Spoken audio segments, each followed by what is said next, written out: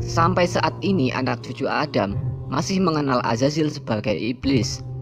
Tapi tahukah teman-teman bahwa malaikat Azazil tidak mutlak menjadi iblis seperti yang kita pahami selama ini menurut syariat. Jadi dalam kisah ini terdapat tingkatan pemahaman yang berlapis-lapis. Dan yang akan kita bahas ini dapat dikategorikan sudah memasuki level sudut pandang hakikat, sehingga ada asumsi berbeda dengan syariat. Video kali ini kita akan berfokus pada peristiwanya terlebih dahulu, sebab materi yang kita bahas ini hanya orang-orang tertentu saja yang mengetahui, dan orang yang memahami pun ia dituntut menceritakannya sesuai hukum syariatnya. Dan insya Allah video part berikutnya kita akan bahas hikmah dari kisah yang jarang diketahui ini. Langsung saja kita ke ulasannya. Sejarah awal turunnya Adam ke dunia melibatkan peran makhluk Allah lainnya dari bangsa malaikat. Sosok malaikat yang menjadi sorotan dalam literatur kisah ini adalah malaikat Azazil. Ia enggan sujud pada Adam sebab mempunyai sudut pandang berbeda tentang perintah sujud pada Adam. Pada awalnya malaikat Azazil berpendapat bahwa keagungan hanya milik Tuhan sepenuhnya. Hanya Tuhan yang maha tinggi dan tidak patut bagi makhluk menerima pujian ataupun sanjungan apapun dalam bentuk apapun, termasuk perintah sujud pada Adam yang dimaksud. Kaidah pendapat malaikat Azazil ini mencerminkan dua karakter sifat yang ada padanya. Pertama, malaikat Azazil mempunyai kesejatian dalam penghambaannya kepada Tuhan. Ia sangat tulus beribadah dan begitu mengagungkan Tuhan, sebagaimana yang dikisahkan dalam kitab-kitab ulama. Yang kedua, malaikat Azazil memiliki kecenderungan sifat merasa lebih daripada Adam. Sifat ini menjadi bibit tabiat kesombongan yang kelak tumbuh subur pada keturunannya. Jadi kedua karakter sifat Azazil ini menjadi ciri khas, kelebihan dan kekurangan bangsa jin atau keturunan Azazil, di mana bangsa jin mempunyai kelebihan sangat tulus dan ikhlas dalam beribadah kepada Tuhan, namun mempunyai kekurangan pada sifat pembangkang pada Tuhan dan sombong terhadap manusia.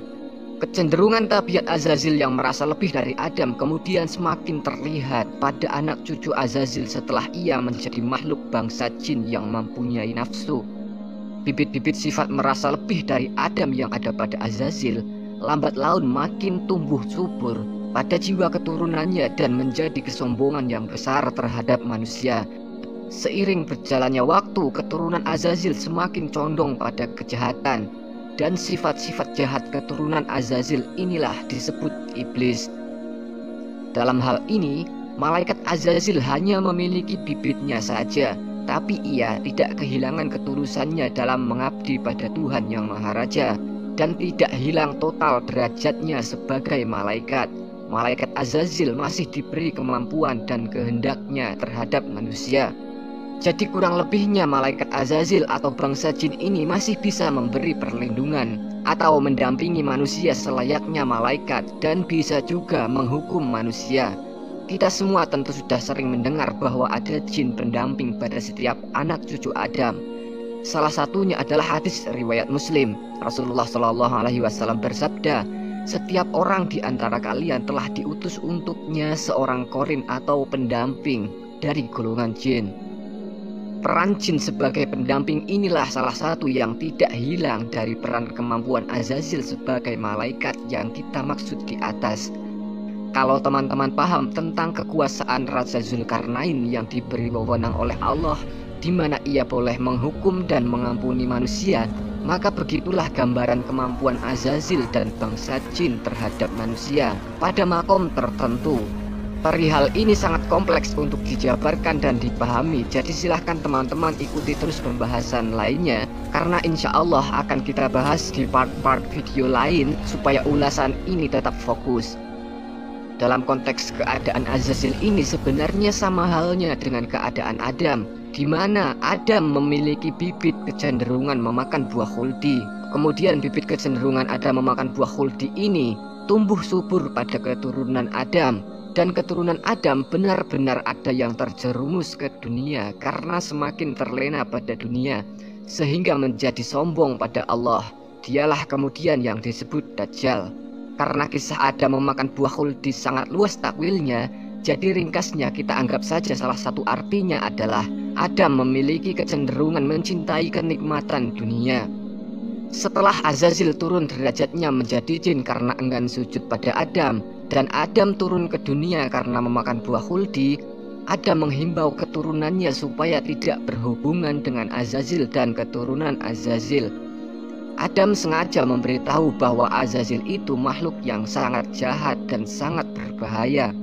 Keadaan pada zaman itu memang manusia sangat lemah dengan tipu daya jin, sehingga salah satu siasat agar manusia tidak berhubungan dengan bangsa jin adalah dengan cara menakut-nakuti manusia bahwa Azazil dan keturunannya itu sangat jahat dan berbahaya. Salah satu senjata menghadapi bahaya bangsa jin adalah menggunakan aspek intelektual yang ada pada manusia, yang sudah kita bahas kemarin di video 2 golongan anak cucu Adam.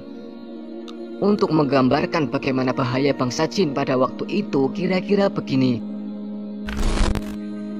Saya pernah membuat teka-teki pemahaman di salah satu video beberapa bulan lalu tentang buah khuldi.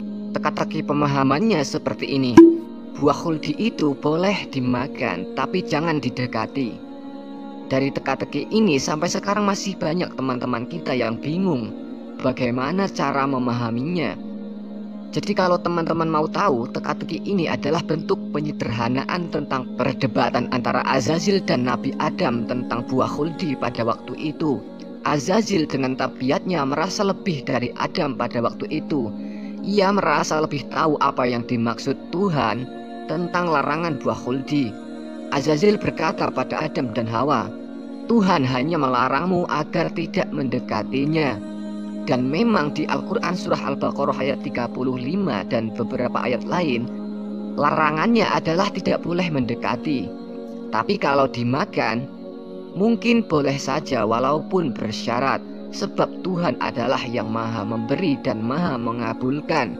Jadi idealnya buah khuldi boleh saja dimakan, tapi ikuti aturannya, yaitu jangan didekati. Dari perspektif Azazil, beliau tidak salah ketika berkata pada Adam, Tuhan tidak melarangmu memakan buah khuldi. Kembali lagi pada poin larangannya adalah jangan dekati pohon khuldi. Tidak ada larangan memakannya. Kalaupun akhirnya manusia mengartikan buah khuldi itu tidak boleh dimakan, doktrin ini terjadi disebabkan faktor keterbatasan manusia dalam memahami buah khuldi dan larangannya. Yang jelas Tuhan hanya melarang jangan mendekatinya, dan tidak juga menyarankan atau melarang untuk dimakan.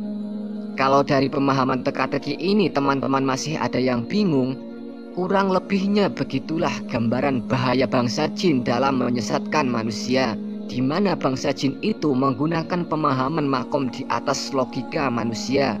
Seperti teka-teki buah khuldi, boleh dimakan tapi jangan didekati, yang sedikit melompati logika manusia.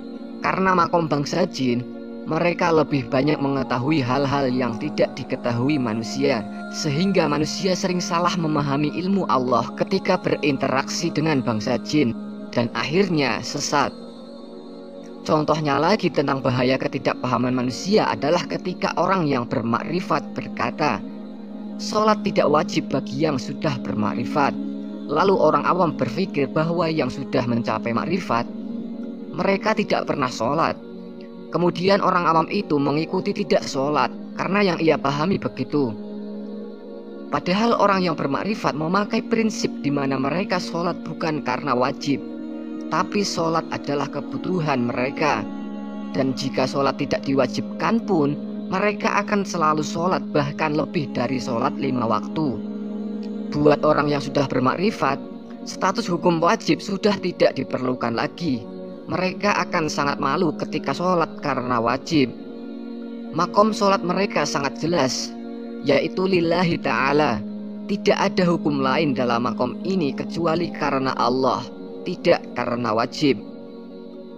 Jadi ketidaktahuan orang awam yang menjadi tidak sholat berdasarkan kesalahan yang ia pahami, seperti halnya Adam yang masih awam dengan pemahaman Azazil tentang larangan buah khuldi, sehingga akhirnya Adam memakan buah khuldi sekaligus mendekatinya. Sedikit catatan buat teman-teman tentang Adam dan Nabi Adam itu maknanya berbeda.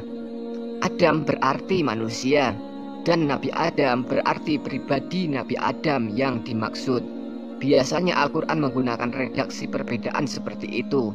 Semoga bisa dipahami. Begitulah kurang lebih bahayanya sudut pandang bangsa jin yang memang dimensi makom mereka sangat berbeda dengan derajat dimensi perspektif manusia. Sebagai kalimat penutup, jadi yang sebenarnya doktrin Azazil adalah iblis yang sampai sekarang masih diceritakan seperti itu dalam syariat. Doktrin ini hanya bentuk siasat para guru supaya manusia menjauhi Azazil dan keturunannya. Insya Allah malaikat Azazil mempunyai derajat ikhlas yang sangat tinggi, sebagaimana seorang wali yang selalu ikhlas meskipun ia selalu menerima tuduhan-tuduhan salah terhadapnya. Sekian video ini supaya ringkas dan fokus. Insya Allah bisa kita sambung hikmah lain di video berikutnya. Wallahu a'lam bishawab. Wassalamualaikum warahmatullahi wabarakatuh.